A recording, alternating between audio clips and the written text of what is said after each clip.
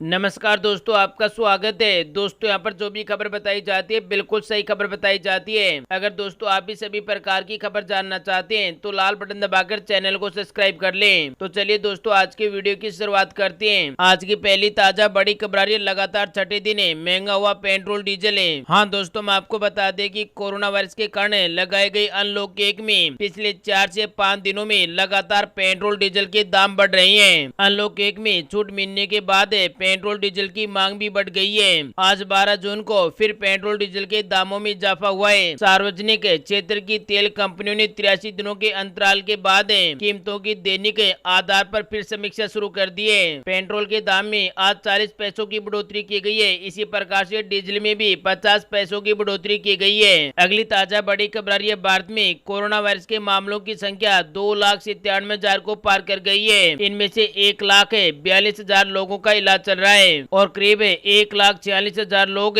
Corona से ठीक होकर घर चले गए हैं और भारत में मौतों की संख्या 8,500 को पार कर गई है। भारत में कोरोना वायरस का संक्रमण रुकने का नाम नहीं ले रहा है। गुरुवार को करीब 10,000 नए केस सामने आ गए। इसके साथ ही भारत ने सबसे अधिक केस के मामले में ब्रिटेन को भी पीछे छोड़ दिया है। भारत से ज्यादा केस अमेरिका, ब्राजील और रूस में है। इन तीनों देशों में कोरोना पूरी तरह बेकाबू हो गया। भारत इन तीनों देशों से फिर भी बेहतर स्थिति में नजर आ रहा है। अगली ताजा बड़ी खबर आ रही है अमेरिका से। कोरोना वायरस महामारी के बीच इसी साल अमेरिका में राष्ट्रपति चुनाव होने जा रहे हैं। अमेरिका कोरोना वायरस से बहुत ही प्रभावित है। ऐसे में ये चुनाव उम्मीदवारों के लिए काफी बड़ी चुनौती साबित होने वाली है। अमेरिकी राष्ट्रपति डोनाल्ड ट्रंप का रिपब्लिकन पार्टी की ओर से एक बार फिर उम्मीदवार बनना तय है। इसकी आधिकारिक घोषणा जुलाई में होगी। अगली ताजा बड़ी खबर आ रही है। पाकिस्तान ने किया सीज फायर का उल्लंघन।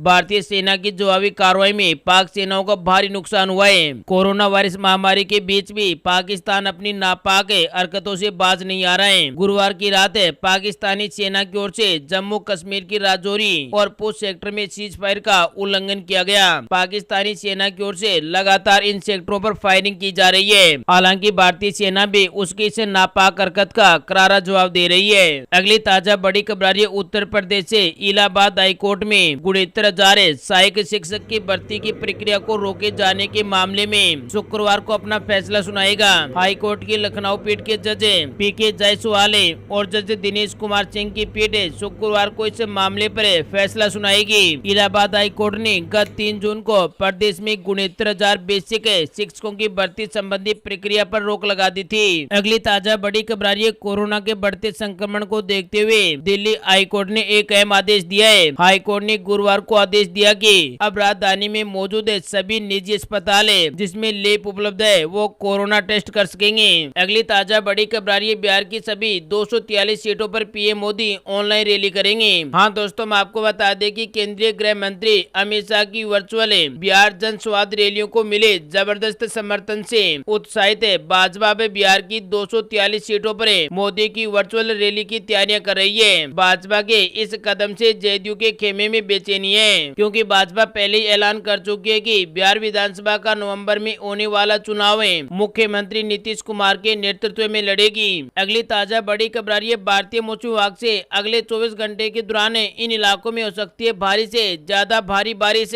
महाराष्ट्र में गुरुवार को दक्षिणी पश्चिमी मानसून ने दस्तक दी है। राज्य के तटीय इलाकों समेत कुछ दूसरे क्षेत्रों में झमाझम बारिश दर्ज की गई है। समाचार एजेंसी ANI की रिपोर्ट के मुताबिक मानसूनी बादलों ने ओडिशा पर भी डेरा जमा लिया है। मौसम विभाग ने राज्य के दक्षिणी और तटीय जिलों में खास तौर पर मलकानगिरी और कोरापुट में भारी से ज्यादा भारी बारिश का अलर्ट जारी किया गया है। वहीं मौसम का पूर्वानुमान बताने वाली निजी एजेंसी स्काईमेट वेदर ने अपनी रिपोर्ट में कहा है कि अगले 24 घंटे के दौरान आंध्र प्रदेश, तेलंगाना, मराठवाड़ा, केरल, तटीय कर्नाटक, गंगे, पश्चिम बंगाल और पूर्वोत्तर भारत के कुछ हिस्सों में भारी से ज्यादा भारी बारिश हो सकती है। ये नहीं, आंतरिक कर्नाटक, कोणक और गोवा, गुजरात क्षेत्र और छत्तीसगढ़ के कुछ स्थानों पर हल्की से मध्यम बारिश का अनुमान है। दक्षिणी राजस्थान, झारखंड, पंजाब, बिहार, पूर्वी मध्य प्रदेश और उत्तर प्रदेश के कुछ हिस्सों में हल्की बारिश संभव है और अगले 3 दिनों में मानसून झारखंड में भी दस्तक दे सकता है। अगली ताजा बड़ी खबर, दिल्ली को दोबारा लॉकडाउन करने की मांग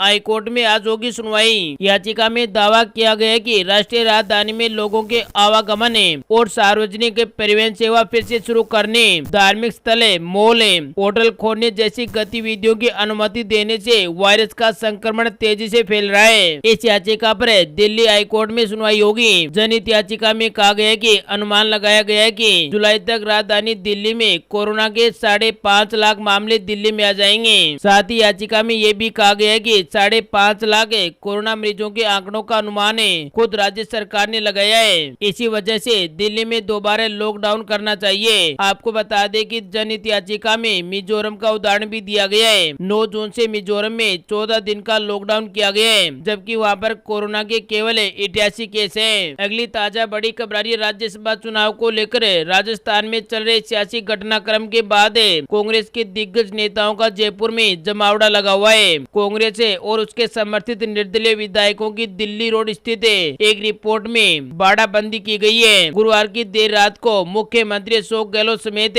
सभी दिग्गज नेता यहाँ पर जुटे और राज्यसभा चुनाव को लेकर चर्चा की, लेकिन विधायकों के साथ होने वाली बैठक नहीं हो पाई। अब ये बैठक शुक्रवार को होगी।